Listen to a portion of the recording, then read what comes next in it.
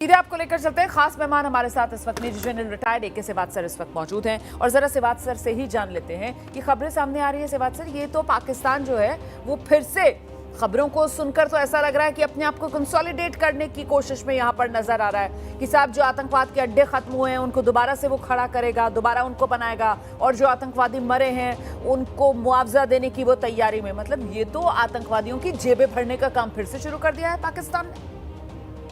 हाँ बिल्कुल, देखो रोमाना, ये सच्चाई है कि पाकिस्तान का असली चेहरा एक्सपोज हो गया है। हम पहले भी बताते रहे हैं कि ये लश्कर तौबा जैसे मोहम्मद, ये जो आतंकवादी संगठन हैं, ये पाकिस्तान की फौज के संगठन हैं। वो उनको पालती है, पोसती और भेजती।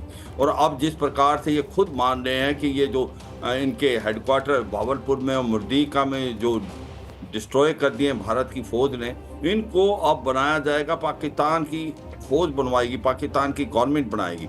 तो आप देख सकते हैं कि पाकिस्तान का असली चेहरा क्या है। और यही नहीं, जो लोग मरे थे उनको भी जो कंपनसेशन है वो भी पाकिस्तान की आर्मी देगी और गवर्नमेंट देगी। तो अब ये सच्चाई है कि ये असली चेहरा पाकिस्तान का आ गया सबके सामने, वर्ल्ड के सामने।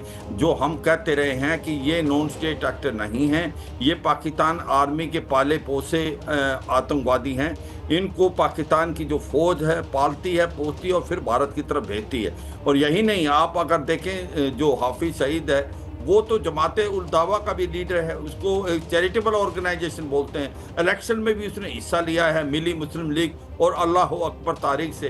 तो ये तो इनका असली चेहरा है। और मुझे लगता है अभी वर्ल्ड को ये रिकग्नाइज करना चाहिए जिस प्रकार से पाकिस्तान टेररिज्म में लिप्त है, इसको financial action task force grey list पे डालनी चाहिए। और यही नहीं कि ये IMF जो इसको लोन दे रहा है वो सबसे बड़ी भूल है। जब एक आतंकवादी देश को आप लोन दे रहे हो तो फिर वो आतंकवादी घटनाएं और बढ़ाएगा, कम तो करने वाला नहीं। रमन्ना, ये बड़ी बात कह रहे हैं सर आप कि ये घटनाएं तो वो बढ़ाएगा और कम नहीं करेगा जब उसको पैसा भी मिल रहा है। और ऐसे में बहुत ज़रूरी हो जाता है कि FATF में भारत इस मामले को लेकर जाए, दोबारा से पाकिस्तान को उस FATF की ग्रे, क्या मैं तो कहती हूँ इस बार ब्लैक लिस्ट में इसको पहुंचना चाहिए सर। सवाल लेकिन यहाँ पर ये महत्वपूर्ण हो जाता है कि अब हम क्या करें, हिंदुस्तान क्या करे।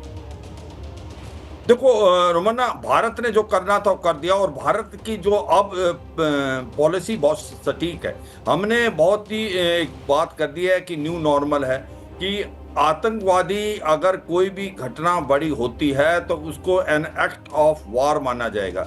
जैसे हमने अभी पहलगाम के बाद अब पाकिस्तान के घुस के पाकिस्तान के 9 आतंकवादी ठिकानों को नष्ट कर दिया, इनकी 11 फ्रंट लाइन जो एयर बेसी थी उसको एक प्रकार से बिल्कुल ध्वस्त कर दिया। ऐसा ही हम करेंगे, इसमें कोई शक नहीं। अब भारत की जो पॉलिसी है वो बिल्कुल क्लियर है कि अब कोई भी बड़ा आतंकी हमला उसको एक्ट ऑफ वार माना जाएगा। दूसरा, जो भारत ने ये कह दिया है कि अगर आतंकवादी कहीं भी छिप जाएं पाकिस्तान में, भारत उनको ढूंढ के मारेगा। ये कोई शक नहीं, ये नहीं है कि वो POK में ही है, भारत कहीं पर भी हमला कर सकता है। तो मुझे लगता है ये बात बहुत इंपॉर्टेंट है। और तीसरी बात ये है कि आज की तारीख में वर्ल्ड को भी पता लग गया है असली चेहरा पाकिस्तान का। पाकिस्तान जो डिनाई करता रहा है कि ये नॉन स्टेट एक्टर है, और भारत बार बार ये बोलता रहा है पाकिस्तान के ही पाले पोसे हैं। देखो, जब हिलेरी क्लिंटन आई थी 2013 में, उसने अगवा भी किया था पाकिस्तान को कि अगर आप अपने घर में सांप पालेंगे और ये सोते हैं आपके पड़ोसी को डसेगा, एक दिन आपको भी डसेगा। ये जो तहरीके तालिबान पाकिस्तान इनको डस रहा है वो कोई आसमान से नहीं गिरा, वो भी इनका ही है। मगर दुख की बात यह है कि ये आतंकवादियों में गुड और बैड टेररिस्ट में फर्क करते हैं। ये लश्कर तौबा जैसे मोहम्मद आतंकवादी जिसको भारत में भेजते हैं उनको गुड टेररिस्ट बोलते हैं, और तहरीके तालिबान पाकिस्तान को बैड टेररिस्ट। पाकिस्तान इतनी जल्दी बदलने वाला नहीं है अगर हम सोचते हैं, क्योंकि पाकिस्तान की जो पॉलिसी है ब्लीड इंडिया विद 1000 कट्स, मुझे लगता नहीं कि इतनी ये चेंज हो जाएगी। और एक प्रकार वो जो आतंकवादियों को एक स्ट्रेटेजिक एसेट मानता है, तो हमें अपना कार्रवाई करते रहनी पड़ेगी। हमने अपना एक न्यू नॉर्मल बना दिया है कि अगर कोई भी आतंकवादी बड़ी घटना होती है उसको एक्ट ऑफ वार करें माना जाएगा। हम पाकिस्तान के अंदर घुस के उनके जो आतंकवादी के ठिकाने उनको बर्बाद करेंगे। और एक और बड़ी इंपॉर्टेंट चीज भारत ने कर दी है कि अगर भारत बात करेगा पाकिस्तान से तो 2 चीजों के मुद्दों पे ही बात करेगा, एक तो टेररिज्म पे, एक पाकिस्तान ऑक्यूपाइड कश्मीर। तो ये एक बहुत इंपॉर्टेंट मैसेज हमने भेज दिया है कि अब भारत के पास और कोई टॉपिक नहीं है। हम जम्मू कश्मीर के साथ हमारा कोई अब लेना देना नहीं है, वो भारत का हिस्सा है। इसी प्रकार से जो अभी आप देखें इंडस वाटर ट्रीटी, जिसको अभी हेल्ड इन अबेंस रखा गया है, वो हेल्ड इन अबेंस रहेगी और उसको हो सकता है जब आगे कभी हो तो रीनेगोशिएट होगा। और पाकिस्तान को पानी की बहुत दिक्कत होने वाली है जून के महीने में, क्योंकि अब हम पानी को जिस प्रकार से अपने हिसाब से भेजेंगे और उनसे कोई भी हाइड्रोलॉजिकल जो डिटेल्स हैं वो शेयर नहीं करेंगे। कब पानी ज़्यादा जाएगा, कब पानी कम जाएगा, उसको कुछ नहीं बताया जाएगा। तो ये सच्चाई है, पाकिस्तान को समझना चाहिए कि अगर वो आतंकवादी घटनाएं बंद नहीं करता, आतंकवाद के ठिकानों को बंद नहीं करता, तो फिर उसका अंत ऐसे ही होगा। ये बात आप सही कह रहे हैं सर, सर, वो समझता नहीं है। लेकिन ये बात तो है ना, हमारा पड़ोसी ऐसा अड़ियल पड़ोसी है, हमारा पड़ोसी ऐसा नफरती पड़ोसी है, हमारा पड़ोसी ऐसा क्या कहना चाहिए सर, मतलब जिद्दी पड़ोसी है या वो जानवर वाला पड़ोसी है कि उसकी कितनी भी कोशिश कर लीजिए आप, दुम कभी सीधी होती नहीं है, उसकी फितरत बदलती नहीं है। वो हिंदुस्तान की पीठ में जब भी मौका मिले, जो खंजर है उसको घोंपने से बाज नहीं आता है सर। हम कोशिश लेकिन पूरी कर रहे हैं और इस बार तो हिंदुस्तान ने ठाना है कि इसको सुधार कर ही दम लेना है। और इसीलिए हमने अपनी नीति, जिसका अभी जनरल सिवात जिक्र कर रहे थे, वो भी इस रूप में बदली है कि अब अगर हिंदुस्तान में कोई भी आतंकवादी घटना होती है तो उसको देश के खिलाफ एक्ट ऑफ वॉर माना जाएगा और भारत उसका जवाब आतंकवादियों से ही नहीं सिर्फ, बल्कि पाकिस्तान की सरकार से लेगा। ये बेहद महत्वपूर्ण एक तरीके से आप कह सकते हैं नीति में बदलाव जो इस बार भारत सरकार की तरफ से किया गया है। मैं एक बार फिर से जरा आपको लेकर चलूंगी।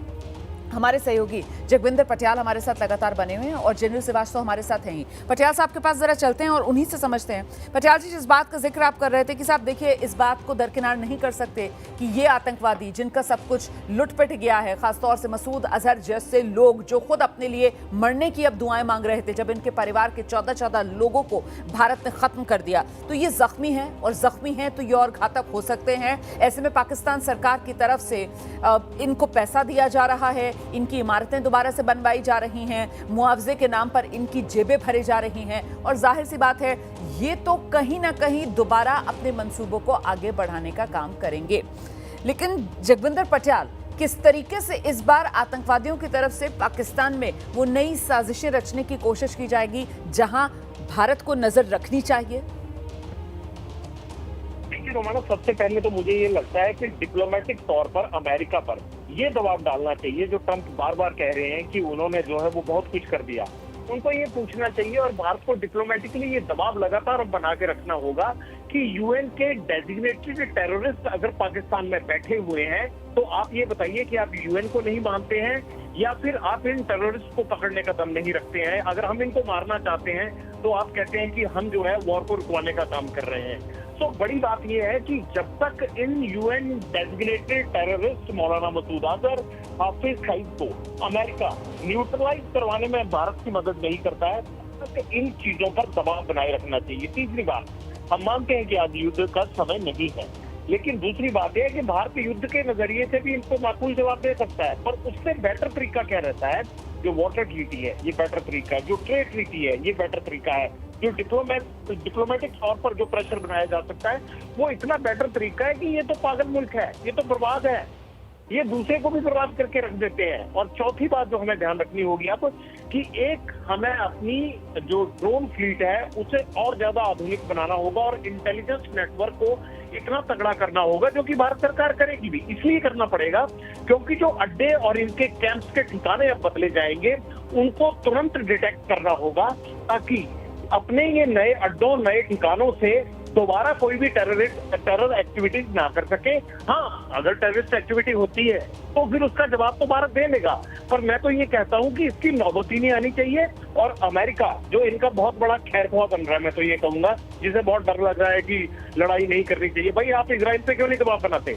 आप इजराइल को क्यों नहीं रोक लेते हैं? क्योंकि वो आपको सूट करता है, इसलिए आपने उसको फ्री हैंड दे रखा है, क्योंकि आप उसे ईरान के खिलाफ लड़ने के लिए तैयार कर रहे हो। लेकिन यहाँ ये जो रोज जो आपके डेजिग्नेटेड टेररिस्ट को पाल कर बैठा है, आप उसके कान नहीं खींच रहे हो और भारत खींचने की कोशिश करता है, तो आप जो है वो नॉर्मल होने की जो है वो भाषण देने लगते हो। बड़ा सवाल ये है कि अब भारत को अपनी लड़ाई पहले भी खुद लड़ी है और आगे ज्यादा डिपेंडेंसी बाकी मुल्कों पर छोड़कर खुद ये लड़ाई लड़नी होगी। और तीसरा, अमेरिका पर ये दबाव बनाना होगा डिप्लोमेटिकली कि अगर आप यूएन पर यकीन करते हो और आप वहां से डेजिग्नेटेड टेररिस्ट को खुद न्यूट्रलाइज नहीं करवा सकते, पाकिस्तान पर दबाव नहीं बना सकते, तो फिर हमें ये काम करने दीजिए।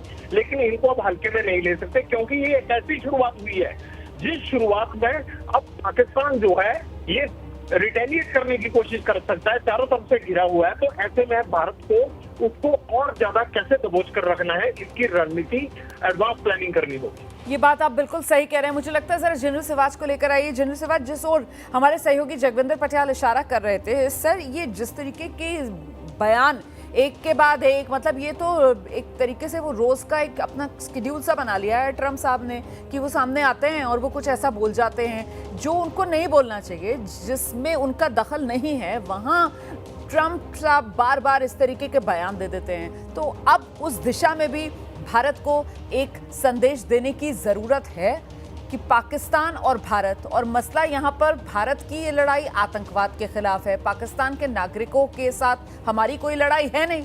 लेकिन डोनाल्ड ट्रंप के बयान तो बिल्कुल ऐसे आ रहे हैं कि उन्होंने तो हिंदुस्तान और पाकिस्तान को एकदम से इक्वेट कर दिया सर, हाइफनेशन पर वो ले आए हैं भारत और पाकिस्तान को।